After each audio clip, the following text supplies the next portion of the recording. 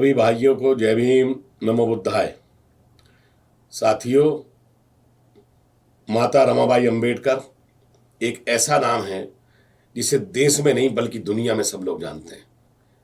बाबा साहब डॉक्टर भीमराव अंबेडकर साहब को यदि अंबेडकर बनाया है तो माता रमाबाई अंबेडकर ने बनाया। उनका जो योगदान, उनका जो कंट्रीब्यूशन, उनका जो सहयोग हर क्षेत्र में जो रहा वो बाबा साहब के लिए बड़ा सराहनीय रहा। और बाबा साहब ने समय समय पर जब भी उनको कोई परेशानी आई तो उन्होंने हमेशा रमाबाई को याद किया। माता रमाबाई इंडिया में रहते हुए भी, भारत में रहते हुए भी, बाबा साहब बाहर थे उस वक्त भी उनकी आर्थिक रूप से मदद भी क्या करती थी। और माता रमाबाई का जो जीवन है बड़ा संघर्ष में रहा। बचपन में उन्होंने अपनी माँ को खो दिया, अपने कुछ टाइम बाद अपने फादर को खो दिया। उसके बाद बाबा साहब का भी जीवन क्योंकि संघर्षों से भरा रहा, वो पढ़ाई के लिए बाहर चले गए। उसके बाद यहाँ एक बच्चा, पहला बच्चा, वो जो है दवाई के अभाव में, इलाज ना होने के कारण वो भी खो दिया। एक लड़की वो भी खो दी, इलाज ना होने के कारण, दवाई के अभाव में उसकी भी मृत्यु हो गई। तीसरे बच्चे की भी मृत्यु हो गई। और लास्ट में एक बच्चा था राजरतन, जिसको बाबा साहब कहते थे कि मैंने इतना सुंदर बच्चा कभी जीवन में नहीं देखा। उसको बहुत प्यार करते थे, बहुत खिलाते थे बाबा साहब। और वो कहते थे मैं इसको इस देश का शासक बनाऊंगा। तो बाबा साहब उसको बहुत प्यार करते थे, लेकिन वो भी बीमार हो गया और अंततः उसकी भी मृत्यु हो गई।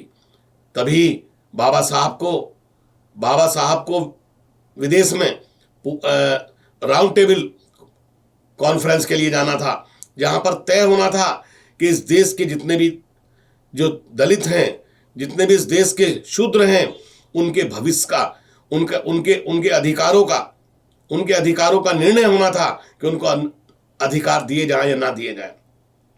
तो उनके जो भाई थे बाबा साहब के, उन्होंने कहा कि डॉक्टर अंबेडकर कहाँ जा रहे हो, पहले राजरतन का तो आप अंतिम संस्कार करें तब आप जाएं।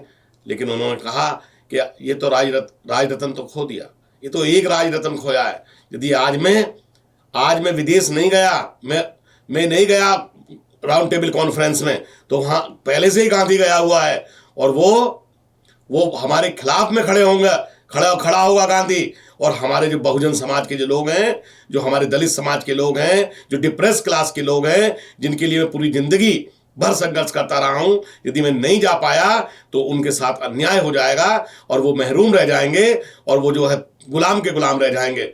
इसलिए मुझे उनको भी जिंदगी देने के लिए, करोड़ों लोगों को देने के लिए मुझे विदेश जाना पड़ेगा। और मैं जा रहा हूं। और अपने भाई को उन्होंने कहा कि उसको आप ही संभालिए। लास्ट जो क्रिमिनेशन करना था बच्चे का, उसमें भी वो शरीक नहीं हो पाए। साथियों, ऐसी स्थिति में रमाबाई अंबेडकर ने, जब बाबा साहब विदेश में पढ़ते थे, जब पैसा नहीं होता था घर चलाने के लिए, उन्होंने बंबई की सड़कों पर वो गोबर बीनती थी सुबह, और उसको जो है फिर उसके उपले बनाती थी, कंडे बनाती थी। जब वो सूख जाते थे तो शाम को बंबई शहर की कई कॉलोनियों में जाकर उसको बेचा करते थे। उससे जो पैसा इकट्ठा होता था उससे अपने परिवार का गुजारा करते थे। और फिर भी बाबा साहब का कई बार सूचना आती थी, तार आता था, वो कहते थे रमा मेरे पास पैसे कम पड़ गए, तो बाबा साहब को भी वो पैसे भिजवाया करते थे। ऐसा कष्ट में जीवन उनका रहा। और अंत में वो कहती थी मैं बाबा साहब आपके आंदोलन का हिस्सा बनना चाहती हूँ, मैं भी आपके साथ काम करना चाहती हूँ। फिर वो बीमार हो गई, काफी लंबे समय तक बीमार रहीं और बाबा साहब भी पैसे के अभाव में उनका इलाज नहीं करा पाए। और साथियों, हमारी माता रमाबाई भी हमारे बीच से चली गई। ऐसा जीवन था उनका। उन्होंने बाबा साहब के लिए पूरी तरह से समर्पण भाव से काम किया। एक मिसाल पैदा किया उन्होंने बहुजन समाज के लिए। एक ऐसा नाम छोड़ के गई हैं वो, जिसको हमें लेने में हमें गर्व महसूस होता है। यदि आज बहुजन समाज इन ऊंचाइयों पर आया है देश विदेश में, यदि आज हम लोग बाहर जा रहे हैं तो बाबा साहब की वजह से। आज सरकारी नौकरियों में भी बैठे हैं तो बाबा साहब की वजह से। आज मंत्री, मुख्यमंत्री, राष्ट्रपति, तमाम जो ऊंचे ऊंचे पदों पर बैठे हैं, चीफ सेक्रेटरी के पदों पर जो बैठे हैं, तो आज ये बाबा साहब की वजह से। और बाबा साहब जो हैं वो रमाबाई अंबेडकर की वजह से।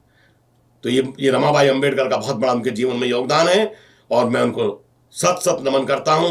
और साथियों, आपसे भी निवेदन करता हूं कि एक बार उनकी जीवनी आप जरूर पढ़ें और उनसे प्रेरणा लें, और अपने समाज की जो बहन बेटियां हैं उनको भी पढ़ाएं, और समाज के कंट्रीब्यूशन के लिए, समाज को योगदान करने के लिए आप महापुरुषों को पढ़ें और बहुजन समाज को मजबूत करें। जय भीम, नमो बुद्धाय।